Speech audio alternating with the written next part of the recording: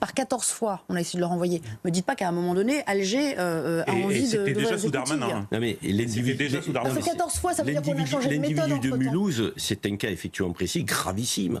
Et effectivement, on est en droit d'aller au fond et de regarder pourquoi l'Algérie ne l'a pas repris. Alors pourquoi ? Mais après, on ne va pas généraliser le cas de Mulhouse. Là, ce gars-là ne reprend pas 90% des OQTF. 90%. Mais c'est pour tous les pays du Maghreb. Mais c'est pas que pour l'Algérie. Pourquoi on se met en discorde avec l'Algérie alors qu'avec les autres pays, on ne l'est pas? Parce qu'avec les autres, on discute. Et avec l'Algérie, on ne va pas discuter. C'est ça, Emmanuel Macron est allé en Algérie. Je suis désolé, les 90% que vous évoquez, c'est pour les 3 pays du Maghreb. C'est pas que pour l'Algérie. Et pourquoi on arrive à avoir de bonnes relations avec les autres et pas avec l'Algérie? Parce qu'on dit, il y a la diplomatie aussi, ce qui a changé, c'est qu'effectivement, c'est Retailleau qui a changé. Il n'y a que l'Algérie qui a fait qui a rajouté une strophe dans son hymne national pour insulter la France. Il y a que l'Algérie qui vient de faire un communiqué de presse.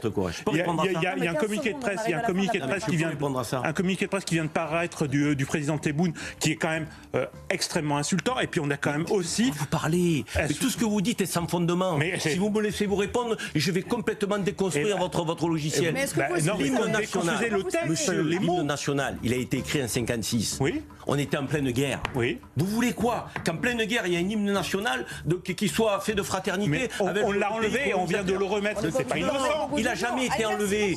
Il est enlevé lorsqu'on reçoit la France en Algérie. Cet hymne-là est enlevé par respect pour la France. Mais pour les commémorations historiques, il est remis. C'est tout, monsieur. Mais renseignez-vous, racontez pas n'importe quoi. On n'a pas fini de parler. C'est facile de raconter n'importe quoi. On va parler de ce cas à Metz également. Merci Karim. Karim Zeribi, c'est pas une question d'être gentil, brutal, je ne sais pas quoi. Enfin, la France est quand même un grand pays. Vous êtes français, vous devriez le dire. On est un grand pays. Vous m'avez jamais entendu le dire?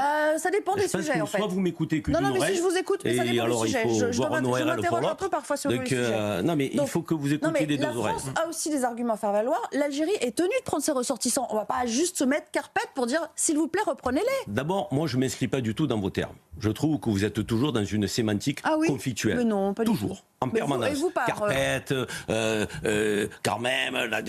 Je suis désolée, moi je considère qu'on est la plus grande puissance que l'Algérie. Si je peux vous répondre, ça vous gêne tellement mes arguments. À chaque émission, vous parlez sur ma voix. À chaque émission. Vous l'avez laissé dérouler pendant 2 minutes. Et moi, à peine j'ouvre la bouche, vous me sautez dessus.